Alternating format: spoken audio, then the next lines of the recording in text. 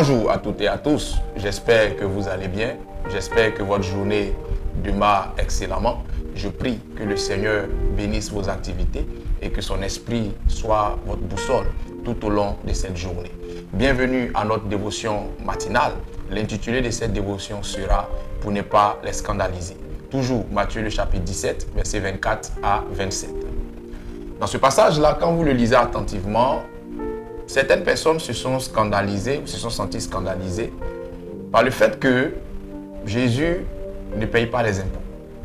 Et Jésus dit à Pierre, pour ne pas les scandaliser, va, pêche un poisson, tu verras dans la gueule du poisson ce qu'il y a lieu de trouver et prends-le et viens payer l'impôt. Juste pour résumer le passage. J'ai aimé cette attitude de Jésus parce que Jésus n'est pas allé dans la défiance. Jésus est allé plutôt dans une attitude sage. Tu sais, le christianisme est une religion qui est assise sur la sagesse. Tout ce qui se fait dans le christianisme, a commencé par Jésus.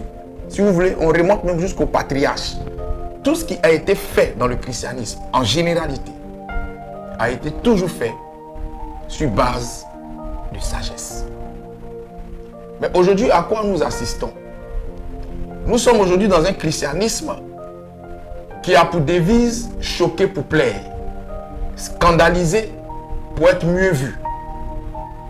Et dans tous les aspects du christianisme de nos jours, le scandale vis-à-vis des plus jeunes dans la foi et même des païens est nommé. Dans le domaine musical, par exemple, lorsque vous écoutez aujourd'hui une chanson dite chrétienne, si vous ne faites pas attention, vous aurez le sentiment d'écouter une chanson du monde. Parce que il y a certains chants chrétiens même où le nom de Jésus ne figure pas. Mais la rythmique même déjà semble te faire croire que c'est un cantique du monde. Et il arrive même que des chrétiens s'inspirent d'une rythmique mondaine ou d'une mélodie mondaine pour poser une voix avec des paroles bibliques et on fait passer ça pour un cantique chrétien. Mais si nous prions un Dieu de révélation, si nous prions un Dieu qui inspire, ce Dieu qui inspire est-il tellement limité dans son inspiration au point qu'on ait besoin d'aller puiser dans la rythmique mondaine pour louer ce Dieu-là? Je n'ai rien contre la musique chrétienne, mais pour éviter de scandaliser les autres, ayons la sagesse de ne pas tout prendre à la fois. Il n'est pas mauvais de s'inspirer de certaines choses venant du monde, positivement. Mais il est très dangereux de vouloir coûte que coûte faire la concurrence au monde en prenant tout ce qui est dans le monde et l'envoyant dans l'église. Cela a commencé à scandaliser même les païens et cela a commencé à scandaliser les enfants de Dieu qui, permettez-moi le terme, ont la sagesse dans les gènes ou sont de la vieille école. Prenons encore dans le cas des hommes de Dieu. Quand vous regardez l'attitude de certains hommes de Dieu, on est dans le choquer pour plaire. On est dans le scandaliser pour être mieux vu. Parfois même, il y a des thèmes de programme. Tu regardes le thème de l'affiche et tu te demandes si c'est un thème chrétien ou si c'est un thème païen. Les trois choses que Dieu n'a jamais vues. Qu'est-ce que Dieu n'a jamais vu? Ou la virginité de Dieu. Comment on peut prêcher la virginité de Dieu ou les trois choses que Dieu n'a jamais vues? Parce qu'on estime que plus le thème va choquer, plus ça va attirer l'attention des gens. C'est-à-dire que on est rentré dans la dimension des pasteurs amoureux du buzz. Parce qu'on estime que c'est le buzz qui attirera le regard des gens sur nous et qui nous permettra d'être mieux entendus. En vérité, on cherche un buzz pour être vu et non pour faire voir l'évangile. Parce que l'évangile, il a simplement besoin d'être prêché dans sa véracité. Et lui seul se chargera de faire sa publicité parce qu'il est soutenu par un Dieu puissant qui est capable d'agir dans la sagesse sans toutefois scandaliser les autres.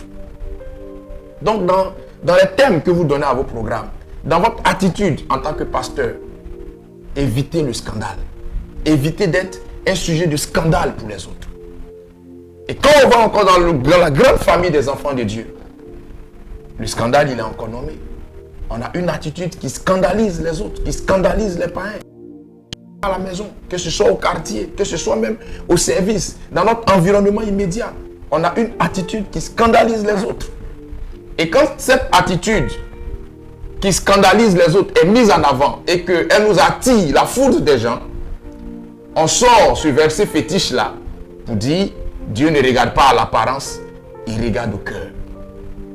Mais Dieu qui regarde au cœur dit aussi dans la parole que l'homme regarde à l'apparence. C'est pour dire que autant tu veilles à ce que dans ton cœur, il n'y ait rien qui te permette d'être désagréable à Dieu, autant veille à ce que dans ton apparence, il n'y ait rien qui soit un sujet de scandale pour les autres, au point de les empêcher de venir à Dieu. Vous comprenez un peu? Il y a des chrétiens, tu les vois, on dirait des païens. C'est-à-dire, c'est le contraire, c'est le païen qui a l'allure du chrétien, c'est le chrétien qui a l'allure du païen.